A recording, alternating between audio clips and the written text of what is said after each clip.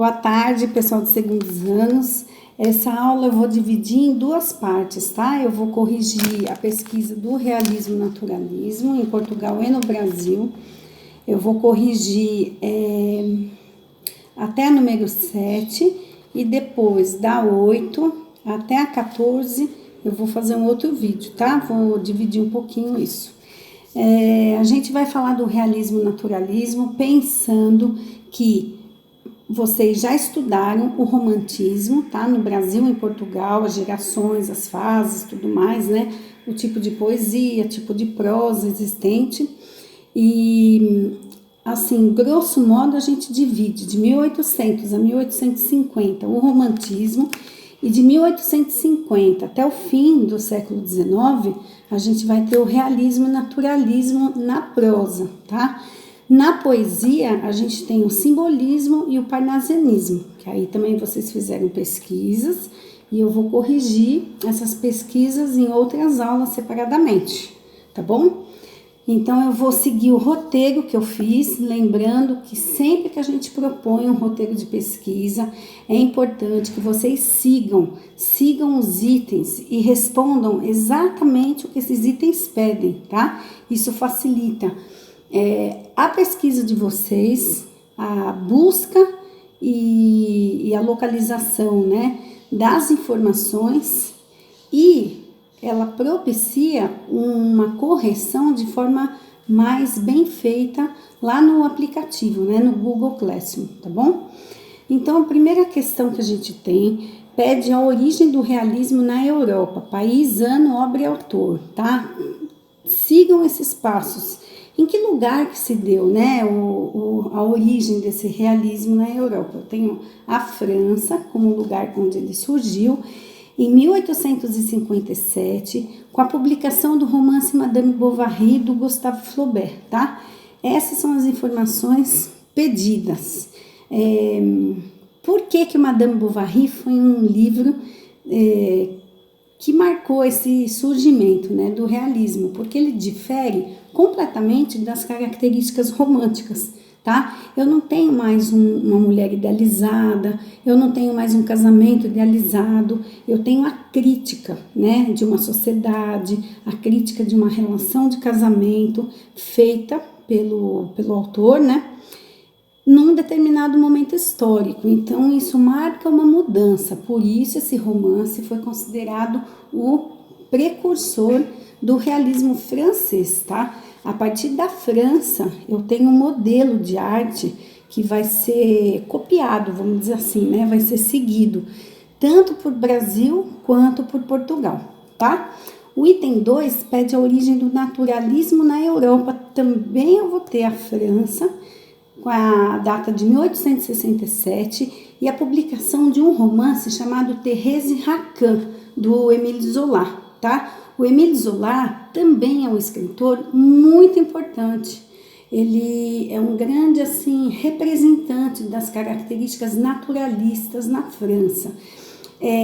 Esse romance Thérèse Raquin é considerado o primeiro com características naturalistas, porém não é o romance mais famoso dele. Tanto é que nas pesquisas eu detectei que, eu acho que assim, 100% de vocês colocou o romance Germinal, né, que é um romance mais conhecido, porém é um romance que não é considerado o primeiro de características naturalistas, tá? É o romance mais conhecido e o que tem os traços naturalistas mais firmes, mais fortes, mas não é o primeiro. O primeiro é mesmo Thérèse Raquin, e nos sites realmente essa informação não aparece, tá? Se vocês procurarem isso em um livro didático, a informação vai ser um pouquinho mais correta. Vocês vão ter esse romance Thérèse Raquin com certeza aí elencado. O item 3 era o marco inicial do realismo português. O que foi que marcou o início do realismo português? Então, vocês pesquisaram, e não colocaram, boa parte de vocês colocou o que foi que aconteceu para marcar esse início do realismo, mas não colocou o nome do fato. Tem um fato literário, né, no caso histórico, que se chama Questão Coimbra. Esse nome, esse fato, ele marca o início do realismo português. Por quê, gente? Essa questão Coimbra, em 1865, ela vai ser uma disputa entre escritores um escritor, né, um romântico chamado Feliciano de Castilho. Ele defendia muito a questão das características românticas do texto, e estudantes de Coimbra que tinham ideias mais avançadas, ideias inovadoras. Então eles começam a discutir exatamente isso.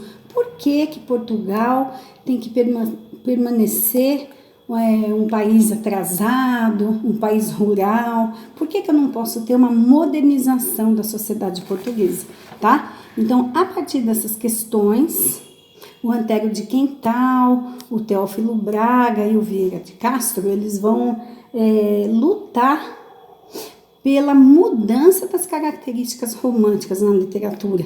Eu quero outra coisa que não o romantismo, eu não quero continuar com características românticas, tá? Então, essa disputa é que vai marcar exatamente o início do realismo português, tá? E ele tem um nome, e esse nome, Questão Coimbra, tem que aparecer na pesquisa. Muita gente não colocou, certo? Aí eu vou ter o marco inicial do naturalismo português, tá? Quando que o naturalismo em Portugal começa? Eu vou ter, em 1875, a publicação do Crime do Padre Amaro, do Eça de Queiroz. Foi o primeiro romance considerado naturalista, tá? Ele tem traços naturalistas, porque ele vai discutir a questão do instinto do homem, né? A questão ligada a essas características naturalistas, tá? E o Eça de Queiroz, queria lembrar para vocês que ele foi muito importante na literatura portuguesa. Ele é um autor que pode ser comparado ao Machado de Assis, a importância que o Machado de Assis teve em nossa literatura brasileira, tá? Então, ele é um marco muito importante para os portugueses, certo? O item 5 é o início do realismo no Brasil, e o 6 é o início do naturalismo. Então, quais as obras que marcam, tá? A obra que marca o início do realismo brasileiro é de 1881, ele é chamado Memórias Póstumas de Brás Cubas, eu acho que é bem conhecido, vocês já devem ter ouvido falar do Machado de Assis, tá? O Machado de Assis, ele teve uma fase com características românticas, mas a obra dele é basicamente realista, tá, gente? Ele é um autor realista e ele atingiu a importância e a maturidade literária com o realismo, tá? Ele é um autor bem difícil no sentido assim da escrita, porque ele traz muitas intertextualidades, ele traz muita ironia, ele faz muitas críticas e reflexões acerca da sociedade em que vivemos, né? E ele mostra, então, exatamente essa sociedade meio podre, né? Que a gente vive, tá? Então, não é uma literatura idealizada, não é uma literatura feliz, é uma literatura crítica, tá? Irônica, muito rica em detalhes. Então, a gente, às vezes, tem um pouquinho de dificuldade na compreensão, certo? Memórias Póstumas de Brás Cubas é um romance cujo personagem principal está morto e ele está narrando a vida dele. Então, só por esse tipo de característica, né, do romance, eu tenho uma inovação muito grande aí presente. E isso vai trazer exatamente o Brasil para dentro do realismo. E no mesmo ano de 1881 é publicado um romance chamado O Mulato, de Aloysio Azevedo. É considerado o primeiro romance naturalista pela temática que ele tem. Então ele vai abordar o homem de um ponto de vista biológico, de um ponto de vista de evolução dentro do meio, né? Um homem marcado para ser um escravo dos seus instintos. Então ele vai ter todas as características do naturalismo e vai ser escrito pelo Aloysio Azevedo. O Aloysio Azevedo é um autor muito importante, né? É um super naturalista, e a obra mais conhecida dele não é esse Mulato. Esse Mulato é o primeiro romance naturalista, mas a obra que ele se destaca é o Cortiço, tá? Que já caiu na FUVEST, um romance muito importante.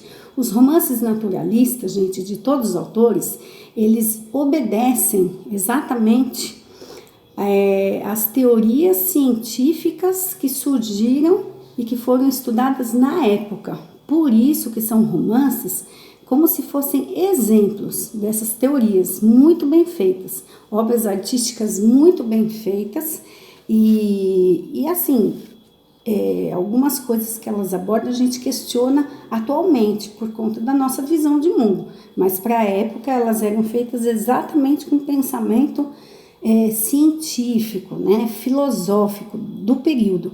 Então elas são obras muito importantes, tá?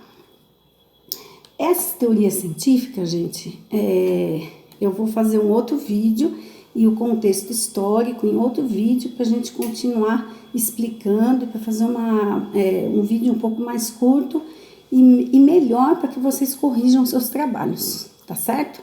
Então, por enquanto é isso. Sigam o próximo vídeo, tá bom?